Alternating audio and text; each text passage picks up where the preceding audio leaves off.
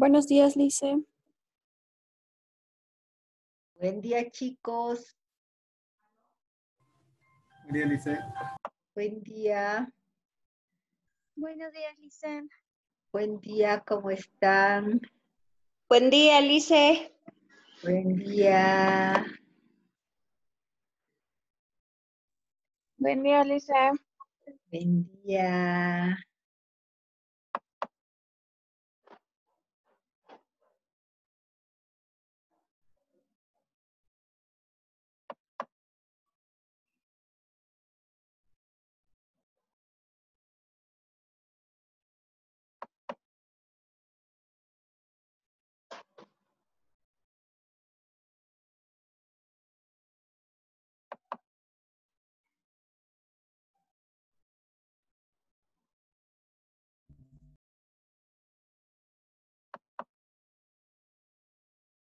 ¿Cómo están? Buen día.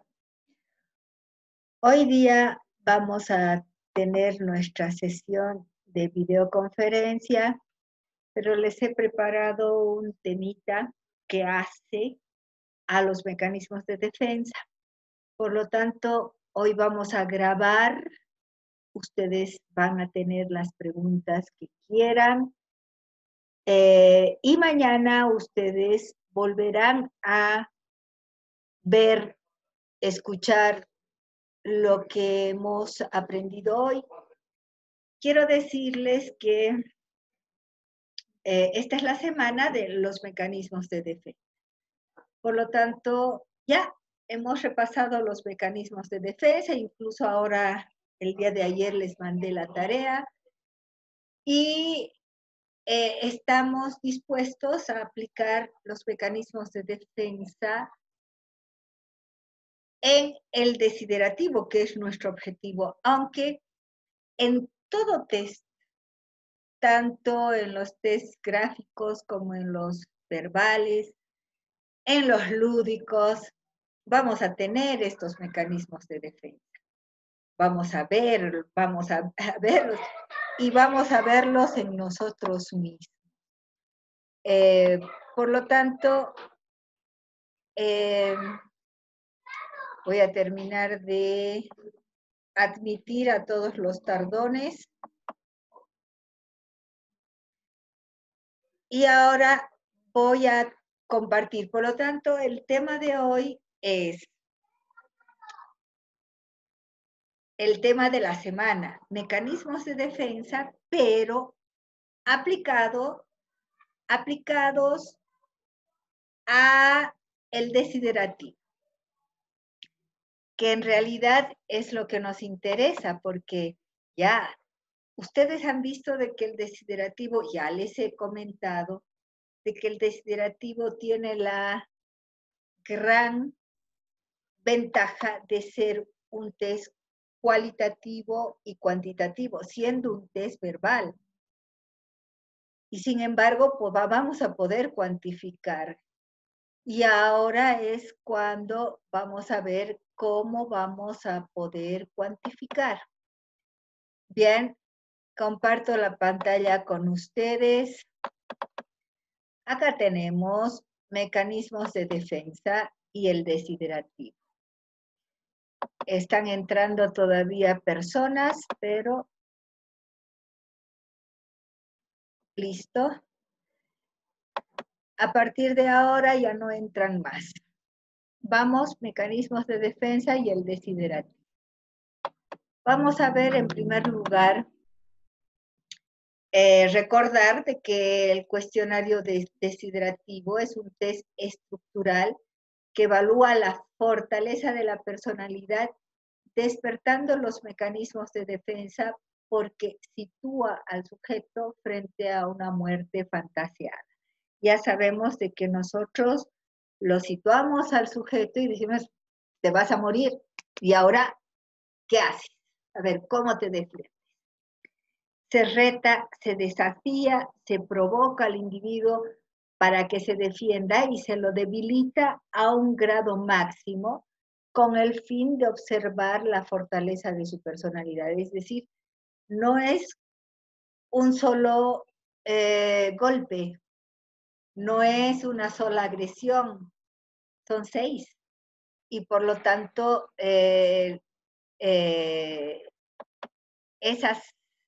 sea, es realmente agresión más agresión más agresión. Todo con el fin de ver cuánto resiste la persona. Ahora vamos a ver y sabemos que cada cuadro psicopatológico tiene sus mecanismos correspondientes y sus características. La cátedra les recuerda la división de las estructuras, es decir, de las bases estructurales psicopatológicas que nosotros usamos. En la cátedra vamos a usar y vamos a hablar de la neurosis, de la psicosis, de la perversión y la psicopatía. Creo que es lo más amplio y lo más aceptado. ¿Cómo evaluamos estos mecanismos de defensa en el desiderativo? Nosotros vamos a situarlo, como les decía hace un momento, frente a una muerte fantaseada. Y entonces le decimos, ya ustedes van a conocer la próxima semana todas las consignas, las catexias y todas los detalles que se tienen que conocer para hablar del desiderativo. Y entonces lo que vamos a hacer es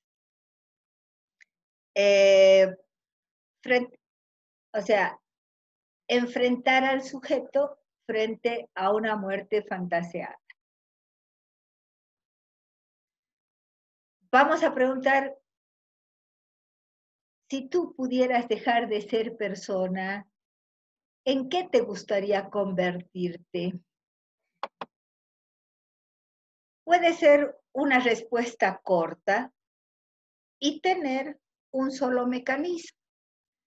Por ejemplo, paloma, porque vuela. Paloma de por sí ya es un símbolo de evasión, porque se mueve, porque la característica de la paloma, del ave, es volar. Y por lo tanto, paloma porque vuela es un solo mecanismo, es evasión, y la evasión pertenece a los cuadros fóbicos. ¿Cómo evaluamos estos mecanismos de defensa del desiderativo? Puede ser una respuesta corta como la anterior, pero puede ser también una larga y tener un solo mecanismo. Por ejemplo, una rosa por ser linda, gusta y llama la atención siempre por su belleza. Un solo mecanismo en todo esto: rosa, seducción; linda, seducción; gusta, seducción; llama la atención, seducción; siempre por su belleza, seducción. Por lo tanto, es un solo mecanismo. Voy a pedir que las personas lleguen a tiempo, porque si no nos cortan. Y estoy atenta a los tardones. Por lo tanto, la próxima vez voy a llamarlos por Meet, donde una vez que empezamos la clase nadie puede entrar. Me parece una falta de respeto llegar tarde. Una rosa por ser linda, entonces gusta, llama la atención por su belleza. En todo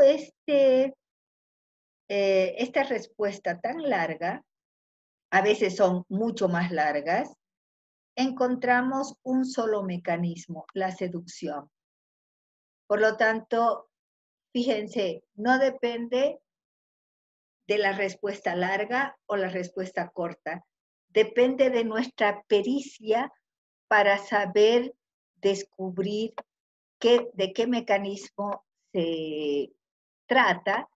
Y ojo, acá como pueden ser, el discurso puede ser muy, muy largo, pero es un solo mecanismo y el cuadro es seducción. Chicos, ya no voy a admitir a la sala de espera porque cada vez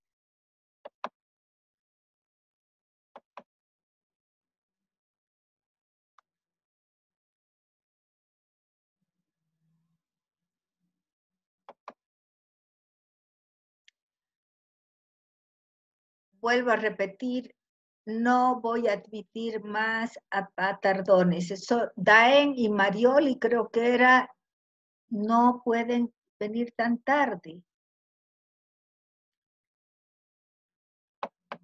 Bien, vamos a ver, ¿cómo evaluamos estos mecanismos de defensa en el desiderativo? Una respuesta puede tener varios mecanismos. Por ejemplo, ¿en qué te gustaría convertirte? Y la respuesta es una hermosa planta trepadora que sea fraganciosa, imponente y adorne las paredes. Vamos a descomponer esta frase. Una hermosa es seducción y pertenece al cuadro de la histeria. Planta trepadora es identificación proyectiva evacuativa que pertenece al cuadro de la psicopatía. Fraganciosa es somatización, porque la fragancia la olemos con nuestros sentidos, el sentido del olor, y por lo tanto, fraganciosa tiene matices de somatización, por lo tanto es histeria. Imponente, identificación proyectiva, también identificación proyectiva evacuativa,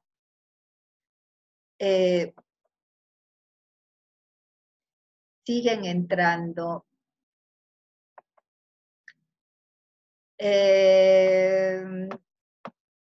Porque en la psicopatía, chicos, nosotros, ¿qué es lo que tenemos? Tenemos una forma de dominar, un deseo de dominar, un deseo de manipular. Es como si penetráramos adentro y tratáramos de dominar y de manipular. Los psicópatas manipulan mucho.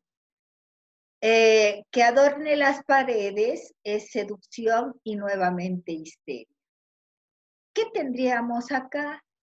Tendríamos que hemos ido segmentando la respuesta de acuerdo a las diversas formas de expresión que ha tenido la persona, emitiendo mecanismos de defensa. Por lo tanto, acá tendríamos una histeria, dos histerias, tres mecanismos histéricos y dos identificaciones proyectivas evacuativas. Simplemente hemos segmentado de acuerdo esta vez a los mecanismos de defensa. Por lo tanto, acá tendríamos 3 cuadros histéricos y 2 psicopatías. Ahora, continuamos. ¿Cómo identificamos? Obviamente necesitamos dominar los contenidos teóricos. Más que nunca, chicos, necesitamos dominar las características de los cuadros neuróticos, de cada uno de ellos. Nosotros nos basamos, porque las técnicas proyectivas se basan sobre todo en Freud, Melanie Klein, Jung, y por lo tanto, que obviamente la Gestalt también está por ahí, pero dentro de lo psicoanalítico nos basamos en estos autores que son eminentemente psicoanalíticos. Ahora bien, Freud dice de que existen 4 tipos de neurosis. Neurosis histérica, neurosis obsesiva, la depresiva y la fóbica. La depresiva ha cambiado de nombre, es decir, en Freud era la neurosis de angustia, ahora conocida como neurosis depresiva. Bien, nosotros nos basamos en esa nomenclatura, pero cuando ustedes continúen su formación, se van a encontrar con muchos docentes que tienen otra nomenclatura. Dentro de la neurosis, por ejemplo, ya no consideran lo fóbico, pues ustedes se adaptan porque los mecanismos van a continuar siendo los mismos dentro de las otras estructuras. Lo fóbico se añadirá, por ejemplo, a una depresión o a una histeria o a una obsesión, pero el mecanismo fóbico sigue siendo la evasión. Por lo tanto, necesitamos dominar estos contenidos.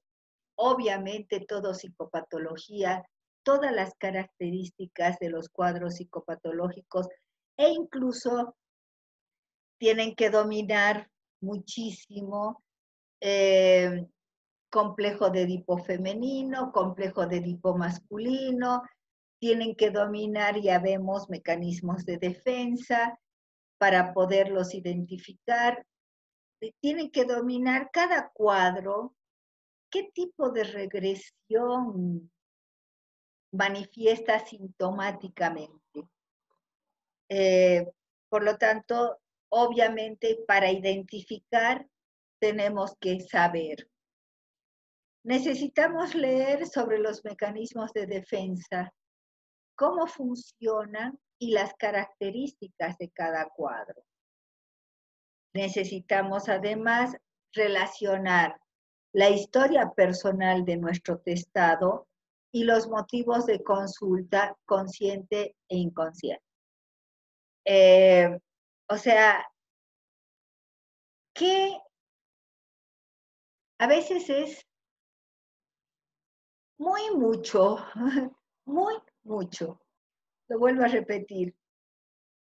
A veces uno dice, ay, ¿por qué no estudié ingeniería? Porque 2 más 2 siempre es 4. ¿Por qué no estudié odontología? Porque la caries es caries, ahí está, se la ve. En cambio, acá en psicología, chicos, estamos sometidos a tantas variables. Y además, todo depende de nosotros. Es decir, de cuán preparados estemos, de cómo manejemos nuestros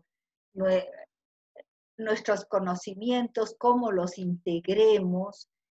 Y bueno, por lo tanto, sí, esa base teórica nos va a servir para corregir, para evaluar, para valorar, para investigar, como lo digo siempre, un test, una prueba.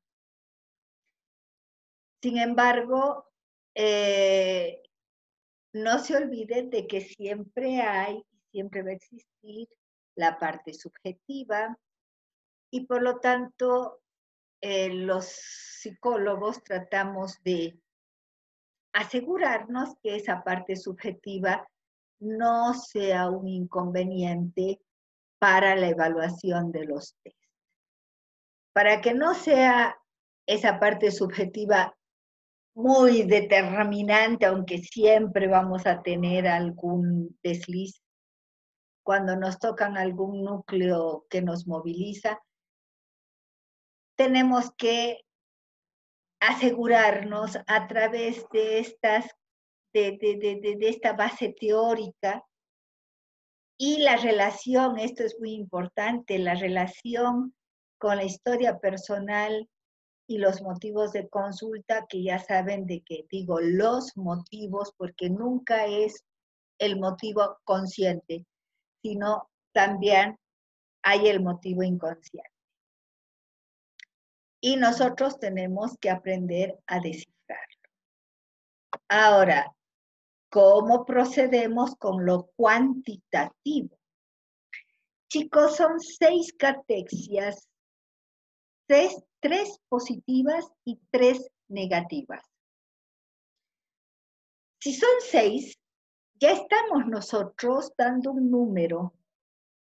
Además, si son positivas o si son negativas, estamos dando una cualidad. Y por lo tanto, de lo que se trata, como acá he puesto, es de observar cuántas defensas emite una persona dentro de los límites de las catexias. Límites de las catexias que está dada por la catexia, por la consigna, y por la especialísima consigna, sea esta la primera positiva, la segunda o la tercera positiva, o la primera, segunda o tercera negativa. Por tanto, es necesario saberlas contar y tener presente algunas recomendaciones que hoy vamos a hacer. ¿Cuáles serán estas recomendaciones? Existen algunos mecanismos que son comunes a los distintos cuadros. Por ejemplo, la negación. O sea, tenemos negaciones. Es uno de los mecanismos más utilizados. Neuróticas y negaciones psicóticas. Vamos a ver primero las negaciones psicóticas. Son las más primitivas. Son respuestas que tienen poca consistencia con la realidad, obviamente. Vamos a tener en los prepsicóticos una línea muy delgada que une todavía a la realidad, mientras no ha habido la crisis psicótica, el gran boom psicótico, todavía hay una línea delgada que une a esa persona a la realidad. Ya saben, por los test gráficos, las personas que prepsicóticas son las que se aferran a la realidad, las que dibujan, pero en forma muy llamativa, por ejemplo, los suelos, el suelo en el árbol, el suelo en la persona bajo la lluvia, el suelo en la casa, o sea, el suelo se aferran a la realidad. Cuando nosotros les pedimos fantaseen, no quieren, porque temen desprenderse de la realidad. Están tan aferrados a ella, y por temor a desprenderse de ella, no quieren ni siquiera fantasear.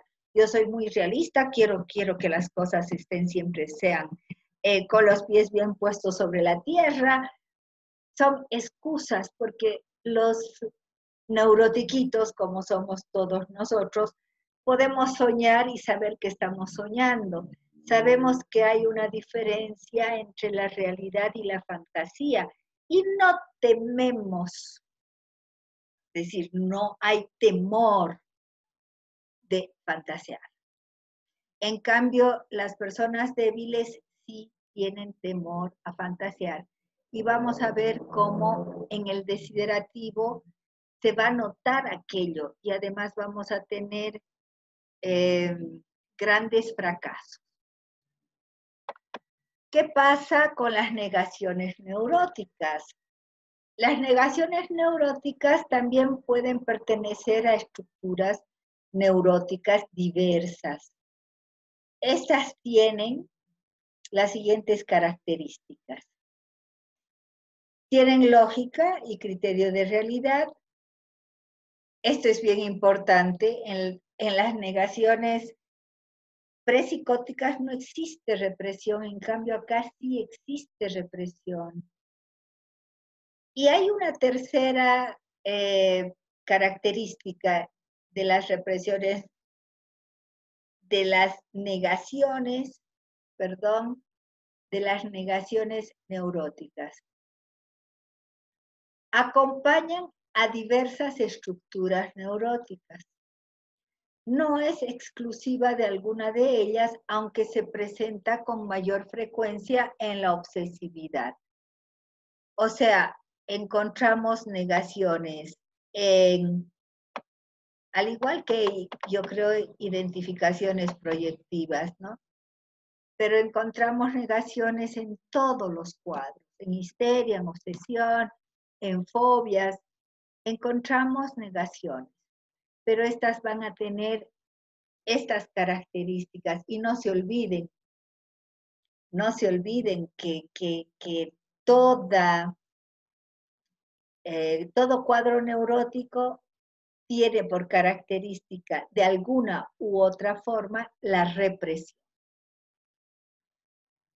Ahora vamos y preguntamos, ¿y otros mecanismos neuróticos? Las defensas como las intelectuales y racionales se llaman intelectuales o racionalizaciones. Las defensas intelectualizaciones o racionalizaciones. Son característicos de los cuadros neuróticos, aunque algunas clases de psicosis se respaldan en ellas para construir sus fabulaciones que terminan desprendiéndose de la realidad. Érase, por ejemplo, un ingeniero que estaba al tanto de la política, estaba al tanto de los últimos acontecimientos y les hablaba con toda precisión, con un discurso aparentemente totalmente lógico, racional, pero le tocábamos el núcleo psicótico y empezaba. Y señor, ¿y por qué usted entonces está acá en el hospital? Dice, bueno, porque a mí nadie me cree que yo hablo con Dios y porque Dios y con todo el delirio, todo un delirio así místico.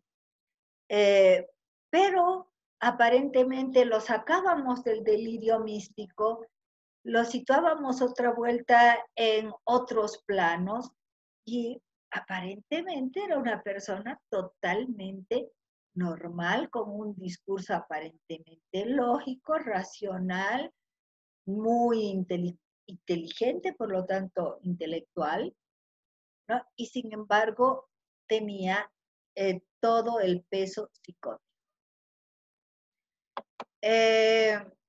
Ahora, ¿cómo vamos a contar? ¿Cómo vamos a contar? Porque de lo que se trata es de contar los mecanismos de defensa para hacer la parte cuantitativa. Cuando una respuesta del desiderativo es compleja y tiene muchos mecanismos, tenemos que proceder de la siguiente manera. Dice, una rosa por ser linda, gusta y llama la atención siempre por su belleza. Acá es un solo mecanismo, que es la seducción, el cuadro histeria, y se cuenta como uno solo. ¿Se acuerdan? Esto lo hemos visto como ejemplo en respuesta de un solo mecanismo, ¿no es cierto? Pero acá se cuenta entonces un cuadro, o sea, una histeria. Ahora, ¿cómo vamos a proceder si esto se nos complica? Si hubiéramos tenido este caso, el mismo caso de la Rosita, con alguna interrupción de otro mecanismo por medio, ¿cómo vamos a proceder? Por ejemplo, dice, no, una rosa por ser linda. Rosa ya es seducción, linda, seducción. Olorosa, olorosa o fraganciosa, somatización. Todo esto, una rosa por ser linda, olorosa, es histeria. El cuadro es histeria, pero es útil para la industria. Eso ya no es histeria, ya es identificación proyectiva. Llama la atención siempre por su belleza. Otra vuelta histeria. Entonces, ¿qué vamos a hacer? Fíjense, mecanismo de seducción. Una rosa por ser linda. Mecanismo de somatización, olorosa. Todo esto, rosa por ser linda y olorosa, es histeria. Y lo contamos como uno. Lo contamos como uno porque todo esto ha sido sin interrupción, ha sido un solo mecanismo por más de que hayan sido, perdón, un solo cuadro por más de que hayan sido varios mecanismos. Mecanismo de identificación proyectiva. Es útil para la industria. Cuadro, depresión. Por lo tanto, acá contamos una depresión también. Y luego volvemos al mecanismo de seducción, que está dado por llama la atención, siempre por su belleza. En este último es histeria. Por lo tanto, tenemos 2 histerias y una depresión. Se cuentan los cuadros. Fíjense, acá ha habido seducción y acá ha habido somatización, pero el cuadro era el mismo. Y al ser uno solo, entonces se cuenta todo como una histeria. Lo vamos a ver acá con colorcitos, ¿no? Es la misma explicación. Acá los rojos son histeria, pero está cortada acá. Estas 2 histerias está cortada es útil para la industria. Por lo tanto, al estar cortada acá por esto, se cuenta 2 histerias y acá una depresión. Basta que una frase haya sido cortada por otro mecanismo y no importa que la persona vuelva al anterior mecanismo, pero entonces ya acá el corte ha hecho de que nosotros procedamos contando los cuadros, 2 histerias y una depresión. ¿Cuántos mecanismos conocemos en total? Los más comunes son los que generalmente los mencionamos, pero existen muchos más mecanismos. Ayer estaba investigando y decía, les voy a mandar este link para mañana. Una persona decía, vamos a hablar del mecanismo de la intelectualización. Hay algunos que intelectualización y racionalización lo toman como único. Yo digo, la intelectualización es cuando uno se refiere, como Galileo Galilei dijo, o como Freud dijo, o como Benedetti dice, no, eso es intelectualización, dar cuenta de lo que uno sabe. Y racionalización, lo que pasa es de que a mí no me ha pasado esto porque racionalizamos la respuesta, vamos de una hipótesis a otra, todas lógicas, ¿no? Pero estamos evitando el sentirnos implicados a través de la racionalización. Mientras veía esto, había un mecanismo que casi nunca hablamos acá, el de la sexualización. Es decir, ya también como el intelectualizar todo, la sexualización es ya también sexualizar todo, o ponerlo dentro de planos sexuales, ya lo van a ver. Pero el desafío que yo les digo, ¿podrías investigar algunos de los más raros? Porque hay mecanismos raros, chicos, y quisiera que lo hablemos. Desafío de la semana, identificar los mecanismos de defensa. Cuando hay un problema, el primer paso para solucionarlo es el enfrentarlo. ¿Podemos hacerlo nosotros? O sea, nosotros que somos los expertos en el comportamiento, ¿podríamos hacerlo? Chicos, ustedes no tienen opción. Deben enfrentar todos los desafíos que se presentan. Y ahorita, en este momento, el desafío es proyectivas y además virtual. Por lo tanto, tenemos que hacerlo. Mañana voy a colgar esto y voy a colgar otros videos que quisiera que vean dentro de lo que son los mecanismos de defensa. No vamos a tener encuentro mañana. Me han anunciado que me van a cortar la luz, por lo tanto no voy a tener internet, pero ustedes tienen ya tienen tarea, tienen ahora que hacer, ver, pensar sobre, investigar sobre los mecanismos de defensa y solucionar la tarea que les estamos mandando. Dejo de compartir, chicos, ya falta muy poquito para que se nos cierre esta sesión. Yo quisiera saber si hay preguntas y obviamente si se acaba la sesión vuelvan a entrar, pero no entren tarde, chicos, porque molesta mucho, distrae.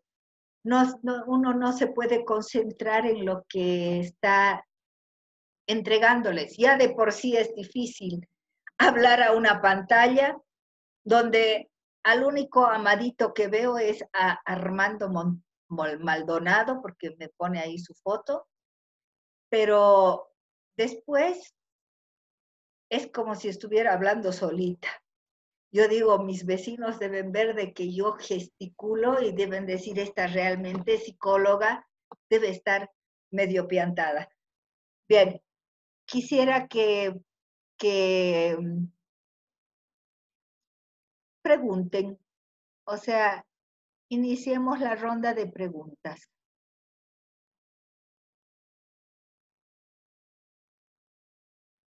Lisa, yo tengo una pregunta. En el ejemplo que dio de la rosa, cuando decía, en la parte en la que dice que es útil para la industria, también podría contarse como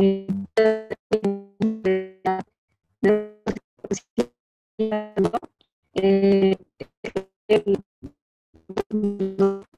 defensa, en aislamiento, en las categorías positivas, nos pone que va a poner que el objeto en sí, o sea, el mecanismo con el que se describe, es, bueno, es un mecanismo que es válido por su utilidad y se nota que hay una desconexión de ideas. O sea, te dice una cosa, pone este elemento que no tiene nada que ver o en común con los anteriores mecanismos, y por eso tenía la duda de que si en esta parte en la que menciona si es útil para la industria, podría también contarse como un mecanismo de aislamiento. Sí,